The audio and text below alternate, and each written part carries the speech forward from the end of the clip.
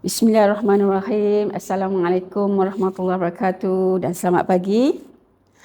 Labbaik Allahumma labbaik, labbaik la syarika lak labbaik, innal hamda wan ni'mata lak wal mulk la syarika lak.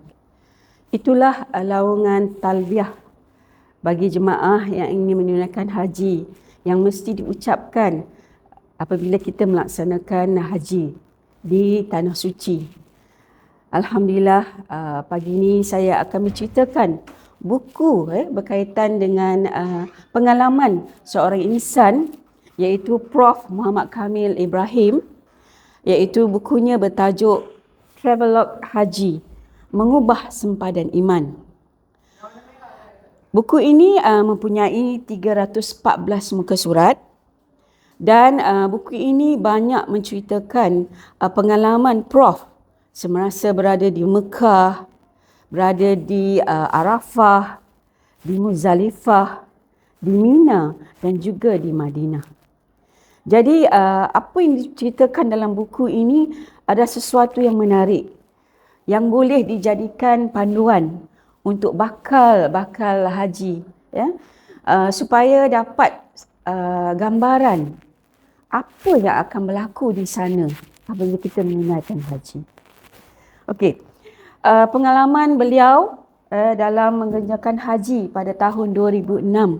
Ya, Prof. Muhammad Kamil ni memang selalu membuat buku menceritakan pengalaman beliau. Saya suka membaca buku-buku karya beliau sebab dia bercerita tentang apa yang dihadapi oleh beliau sepanjang hidup beliau. Okey. Pengalaman beliau bermula daripada mendapat surat tawaran haji yang dimulai dengan terbukanya hati beliau untuk menunaikan haji, iaitu rukun Islam yang kelima. Persediaan perlu dibuat sebelum mengerjakan haji dan memang kita akan diuji. Dan apa yang Prof hadapi sebelum beliau dapat melaksanakan haji ini, diuji dengan sakit batu karang, dengan masalah jantung, dan alhamdulillah doktor mengesahkan beliau sihat untuk melaksanakan haji. Alhamdulillah. Okey. Jadi Allah menjemput kita, ya, pada waktu yang sesuai dengan keadaan kita. Kalau Allah jemput tu amatlah istimewa di mata Allah sebagai tetamu Allah, Diyufur Rahman. Dan memang yang terpilih itu adalah insan-insan yang amat bertuah.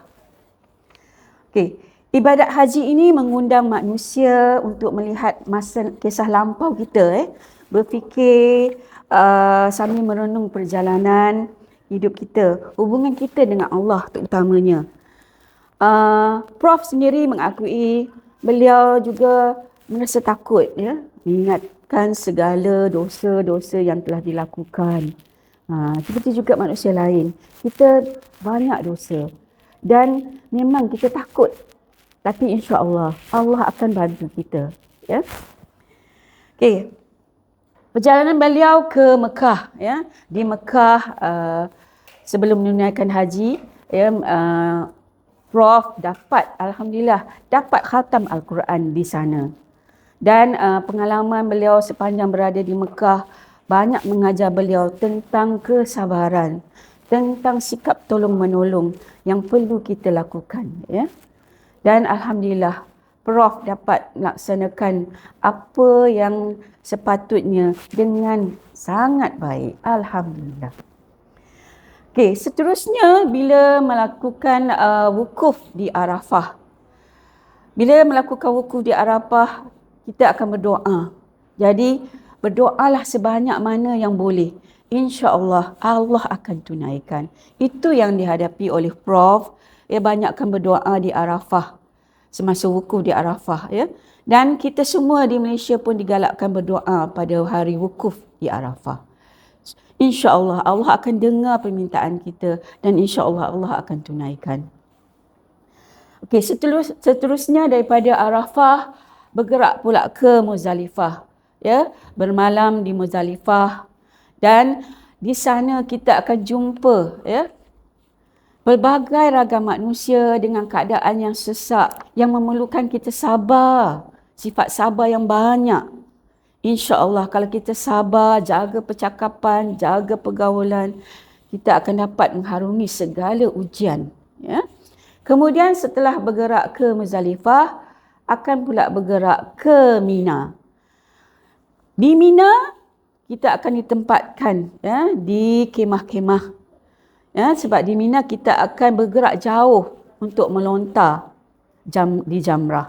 Melontar Jamrah. Dan pengalaman Prof sendiri 3 kilometer pergerakan untuk melontar. Dan memang di Mina pun ada ujiannya. Ya, kekuatan fizikal, kekuatan mental perlu ada. Dan memang kalau boleh, pergilah menunaikan haji kalau mampu pada usia yang lebih muda. Sebab haji ini memang banyak kesusahannya.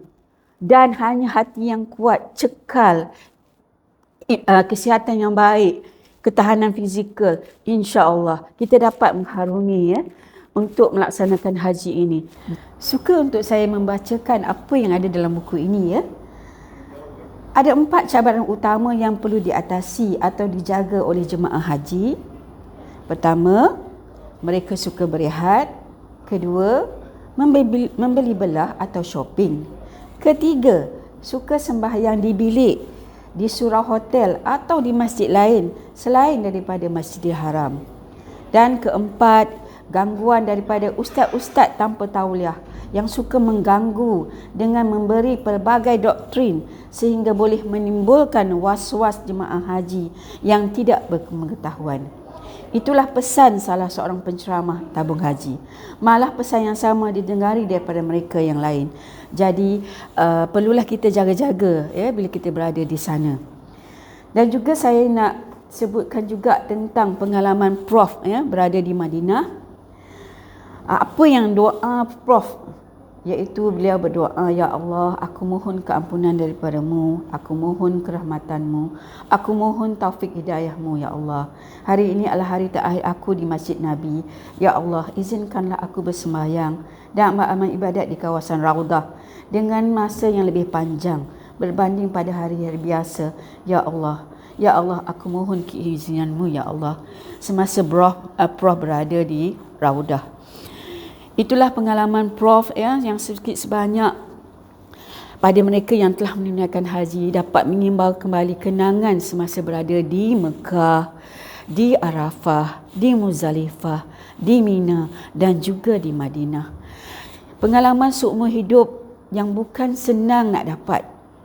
Hanya mereka yang menjadi tetamu Allah sahaja yang berpeluang untuk merasa seronoknya pengalaman luar biasa yang tidak semua orang akan dapat kecuali semasa menunaikan haji. InsyaAllah tuan-puan akan dapat pengalaman itu, InsyaAllah. Jadi saya memang sangat-sangat rasa teruja, seronok membaca buku Travelog Haji ini, Mengubah Sempadan Iman. Sebab dengan harapan bila kita pergi menunaikan haji, kita akan berlaku perubahan dalam hidup kita, menjadi lebih baik daripada sebelumnya.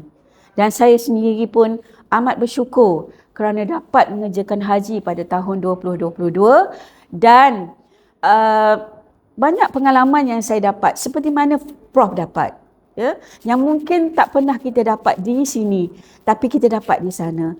Bila kita bersama dengan ramai orang, berjuta-juta orang, kita akan rasa betapa susah payahnya orang lain itu untuk datang ke Mekah, untuk menunaikan haji. Dan kita antara tetamu yang Allah yang terpilih dan memang amat-amat bersyukur. Dan insya-Allah kalau tuan-puan sihat, duit ada, pergilah menunaikan haji. InsyaAllah kita jumpa lagi. Assalamualaikum warahmatullahi wabarakatuh.